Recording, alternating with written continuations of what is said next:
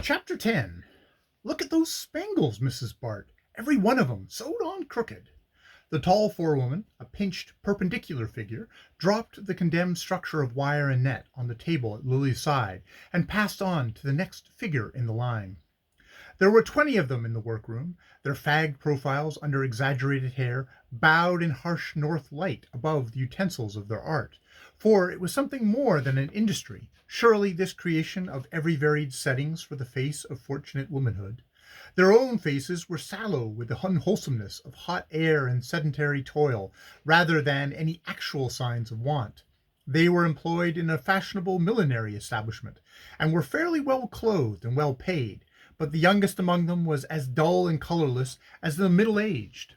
In the whole workroom there was only one skin beneath which the blood still visibly played, and that now burned with vexation, as Miss Bart, under the lash of the forewoman's comment, began to strip the hat frame of its overlapping spangles. To Gertie Farish's hopeful spirit a solution appeared to have been reached when she remembered how beautifully Lily could trim hats. Instances of young lady millionaires establishing themselves under fashionable patronage and imparting to their creations that indefinable touch which the professional hand can never give, had flattered Gertie's visions of the future, and convinced even Lily that her separation from Mrs. Norma Hatch need not reduce her to dependency on her friends. The parting had occurred a few weeks after Selden's visit, and would have taken place sooner had it not been for the resistance set up in Lily by his ill-starred offer of advice. The sense of being involved in a transaction she would not have cared to examine too closely had soon afterwards defined itself in the light of a hint from Mr. Stancy that, if she saw them through, she would have no reason to be sorry. The implication that such loyalty would meet with a direct reward had hastened her flight, and flung her back, ashamed and penitent, on the broad bosom of Gertie's sympathy. She did not, however, propose to lie there prone, and Gertie's inspiration about hats at once revived her hopes of profitable activity. Here was, after all, something that her charming, listless hands could really do.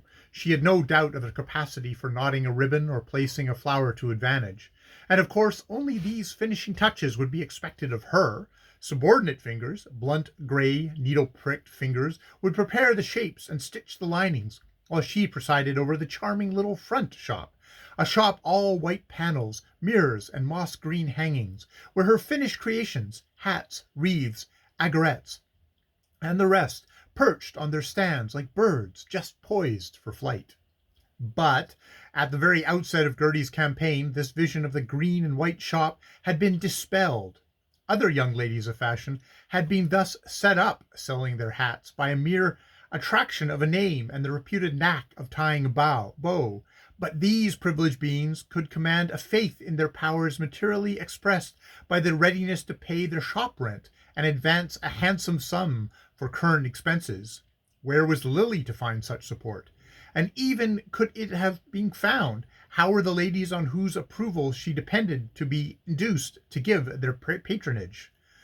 Gertie learned that whatever sympathy her friend's case might have excited a few months since had been imperiled, if not lost, by her association with Mrs. Hatch. Once again, Lily had withdrawn from an ambiguous situation in time to save her self-respect, but too late for public vindication.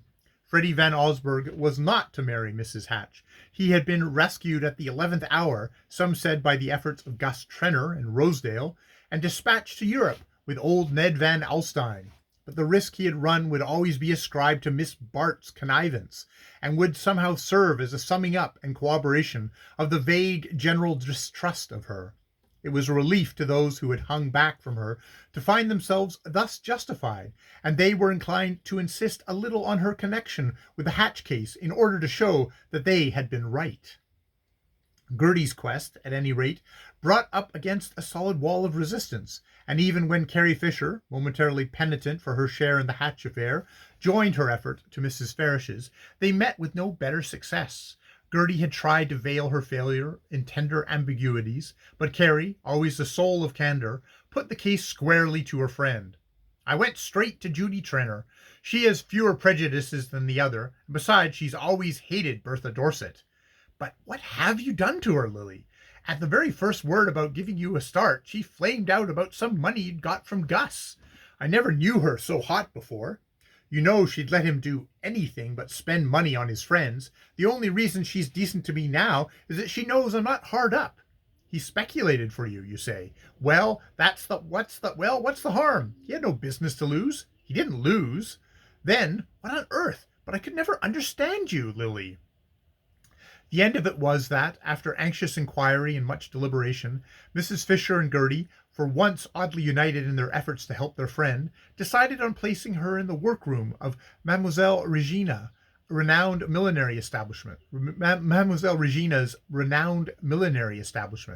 Even this arrangement was not effected without considerable negotiation, for Madame Regina had a strong prejudice against untrained assistants, and was induced to yield only by the fact that she owed the patronage of Miss Bry and Mrs. Gormer to Carrie Fisher's influence. She had been willing from the first to employ Lily in the showroom as a displayer of hats. A fashionable beauty might be a valuable asset, but to this suggestion Miss Bart opposed a negative which Gertie emphatically supported, while Mrs. Fisher, inwardly unconvinced but resigned to this latest proof of Lily's unreason, agreed that perhaps in the end it would be more useful that she should learn the trade. To Regina's workroom Lily was therefore committed by her friends, and there Miss Fisher left her with a sigh of relief, while Gertie's watchfulness continued to hover over her at a distance. Lily had taken up her work early in January. It was now 2 months later, and she was still being rebuked for her inability to sew spangles on a hat frame. As she returned to her work, she heard a titter pass down the tables. She knew she was an object of criticism and amusement to the other workwomen. They were, of course, aware of her history. The exact situation of every girl in the room was known and freely discussed by all the others. But the knowledge did not produce in them any awkward sense of class distinction. It merely explained why her untutored fingers were still blundering over the rudiments of the trade. Lily had no desire but that they should recognize any social difference in her, but she had hoped to be received as their equal, and perhaps before long to show herself their superior by special deftness of touch. And it was humiliating to find that, after 2 months of drudgery, she still betrayed her lack of early training. Remote was the day when she might aspire to exercise the talents she felt confident of possessing. Only experienced workers were entrusted with the delicate art of shaping and trimming the hat, and the forewoman still held her inexorably to the routine of preparatory work. She began to rip the spangles from the frame, listening absently to the buzz of talk which rose and fell with the coming and going of Mrs. Haynes' active figure. The air was closer than usual, because Miss Haynes, who had a cold, had not allowed a window to be opened even during the noon recess, and Lily's head was so heavy with the weight of a sleepless night that the chatter of her companions had an incoherence of a dream. I told her she'd never look at her again, and he didn't. I wouldn't have either. I think she acted real mean to him. He took her to Arion Ball and had a hack for her both ways. She's taken 10 bottles, and her headaches don't seem no better. But she's written a testimony to say the first bottle cured her, and she's got $5 on her picture in the paper. Miss Trenner's hat? The one with the green paradise? Here, Mrs. Haynes, it'll be ready right off. That one was one of the Trenner girls here yesterday with Mrs. George Dorset. How'd I know? Why, Madam sent for me to alter the flowers in the Viron hat, the blue tulle.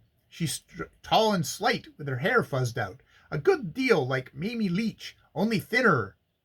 On and on it flowed, a current of meaningless sound, on which, startling enough, a familiar name now and then floated to the surface.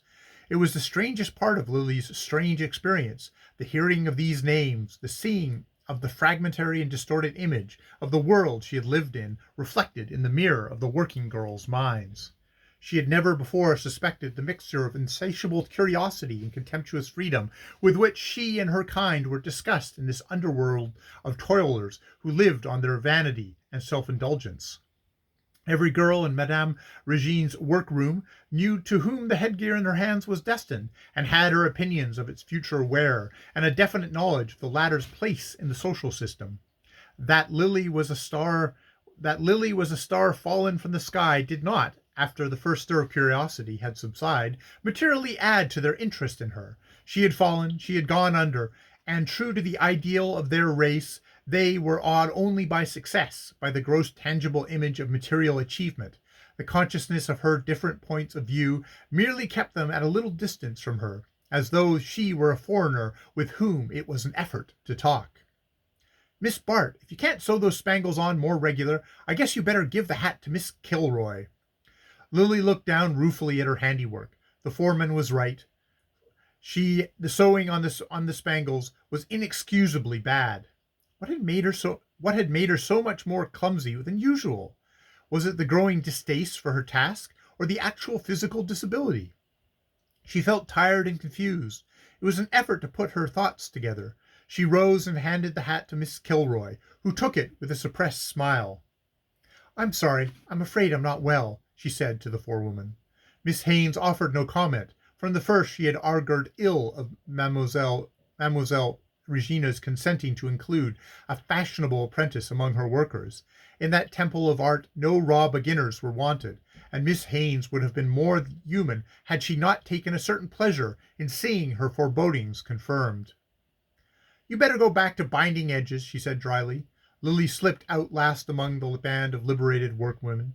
She did not care to be mingled in their noisy dispersal. Once in the street, she had always felt an irresistible return to her old standpoint, an instinctive shrinking from all that was unpolished and promiscuous. In the days, how distant they seemed, when she had visited the girls' club with Gertie Farish, she had felt an enlightened interest in the working classes, but that was because she looked down on them from above, from the happy altitude of her grace and her beneficence. Now that she was on level with them, the point of view was less interesting. She felt a touch on her arm and met the penitent eye of Miss Kilroy. "Miss Bart, I guess you can sew these spangles on well as I can when you're feeling right. Miss Haines didn't act fair to you." Lily's color rose at the unexpected advance. It was a long time since real kindness had looked at her from any eyes but Gertie's.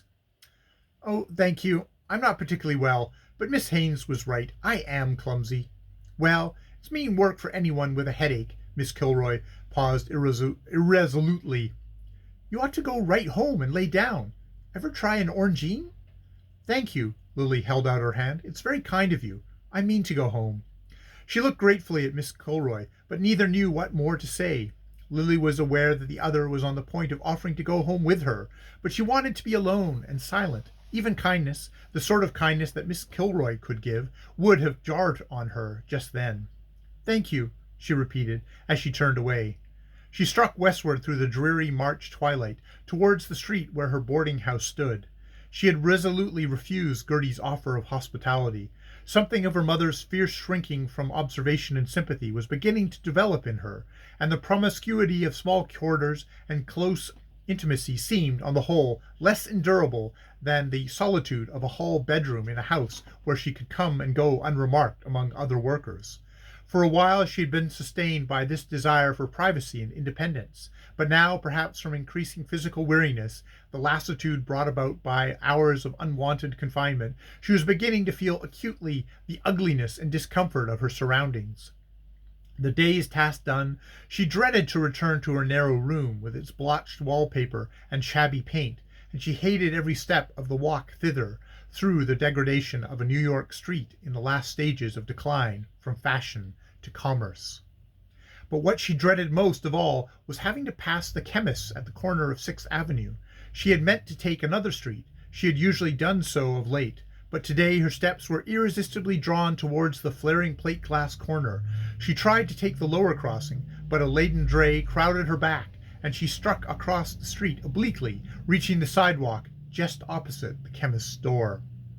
Over the counter, she caught the eye of the clerk who had waited on her before, and slipped the prescription into his hands. There could be no question about the prescription.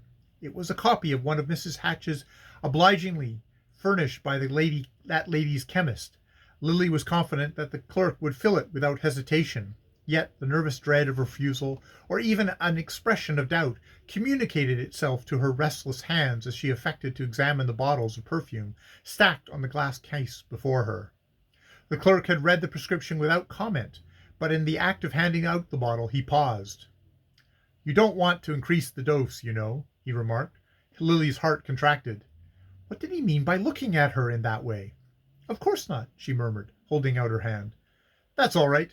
It's a queer acting drug. A drop or two or more, and off you go. The doctors don't know why. The dread lest he should question her, or keep the bottle back, choked the murmur of acquiescence in her throat, and when at length she emerged safely from the shop, she was almost dizzy with the intensity of her relief.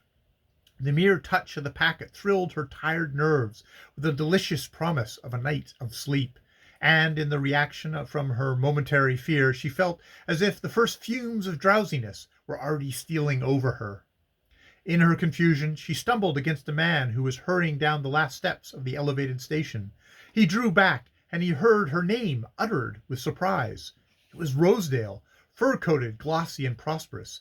But why did she seem to him so far off, as though if in a mist of splintered crystals? Before she could account for the phenomenon, she found herself shaking hands with him. They had parted with scorn on her side and anger upon his, but all trace of these emotions seemed to vanish as their hands met, and she was only aware of a confused wish that she might continue to hold fast to him. "Why, what's the matter, Miss Lily? You're not well?" he exclaimed, and he forced her lips into a pallid smile of reassurance. "I'm a little tired. It's nothing." "Stay with me a moment, please," she faltered. That she should be asking this service of Rosedale! She glanced at the dirty and unpropitious corner on which they stood, with the shriek of the elevated and the tumult of trams and wagons contending hideously in their ears. "Can't stay here, but let me take you somewhere for a cup of tea. The Longworth is only a few yards off, and there'll be no one there at this hour." A cup of tea and quiet, somewhere out of the noise and ugliness, seemed for the moment the one solace she could bear. A few steps brought them to the ladies' door of the hotel he had named, and a moment later he was seated opposite her, and the waiter had placed the tea tray between them.